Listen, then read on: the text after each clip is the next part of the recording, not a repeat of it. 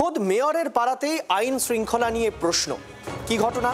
মেয়রের পাড়ায় এক যুবককে গলায় শাবল গেঁথে খুন করা হয়েছে। বিরোধীরা বলছেন যে আইন শৃঙ্খলা নেই এলাকায়, তাই এই অভিযোগ। প্রশ্ন উঠেছে এলাকার সিসিটিভি নিয়ে, আর ইতিমধ্যেই গোটা বিষয়টি নিয়ে রাজনৈতিক চাপানোতর রীতিমতো তুঙ্গে। শিউরে দেওয়া হত্যাকাণ্ড, আর সেই হত্যাকাণ্ডের ঘটনাস্থল দক্ষিণ কলকাতার চেতলার শ্যাম বোস রোড। খুনের ঘটনাস্থলের কাছেই কলকাতার মেয়র ফিরহাদ হাকিমের বাড়ি। খুনের ঘটনাস্থলে দীর্ঘদিন ধরে নানা রকমের অসামাজিক কাজ চলে বলেও অভিযোগ স্থানীয়দের।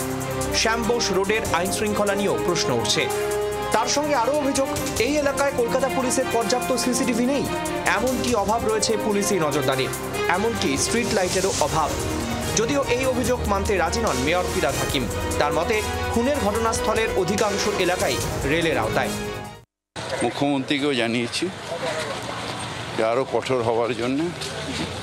মুখ্যমন্ত্রী গতকালই নবান্ন থেকে বলছিলেন সিসিটিভি নিয়ে, এখানকার বাসিন্দারা বলছেন এই এলাকায় সিসিটিভি নেই যেখানে ঘটনা ঘটেছে। সব জায়গায় তো সিসিটিভি থাকা সম্ভব নয়। তুমি ম্যাক্সিমাম জায়গাটা রেলের জায়গা, সেখানে আমি সিসিটিভি কি করে বসাবো? হ্যাঁ, শুধু এও তো একটা সমস্যা।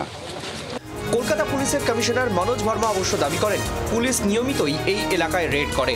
সিসিটিভির যে অভাবের অভিযোগ করা হচ্ছে তা মেটানোর চেষ্টা করার আশ্বাসও দিয়েছেন তিনি।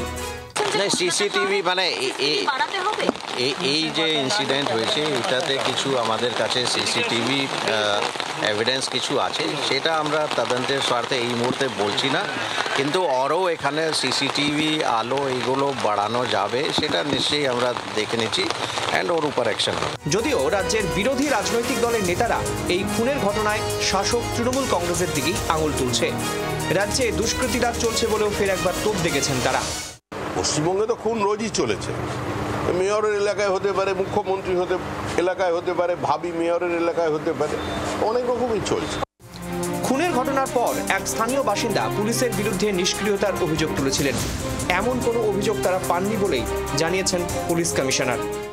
হ্যাঁ, অভিযোগ যদি থাকে নিশ্চয়ই ওটা দেখা হবে, কিন্তু পুলিশ আগেও এখানে অ্যাকশন নিয়েছে। যে ড্রাগস যেটা কথা বলছেন তার উপর পুলিশ অ্যাকশন নিয়েছে অ্যান্ড আরও আমরা ডিটেলস জানি, অ্যাকশন হয়েছে, এরকম নেই কি অ্যাকশন হয়নি।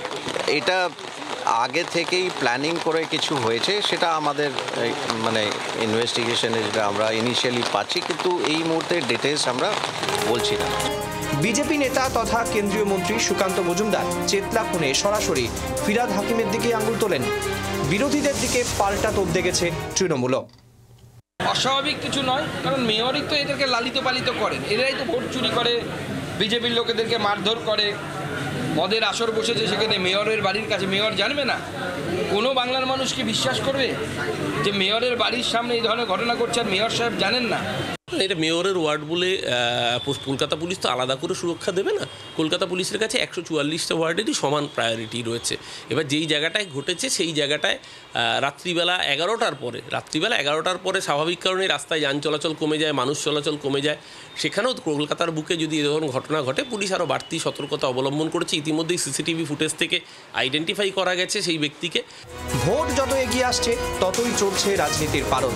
তাই মেয়রের নিজের পাড়ায় নৃশংস হত্যাকাণ্ডের ঘটনা স্বাভাবিকভাবেই রাজনীতির মঞ্চে উত্তেজনার পারদ আরও বাড়িয়ে দিয়েছে। ব্যুরো রিপোর্ট, জি 24 ঘন্টা।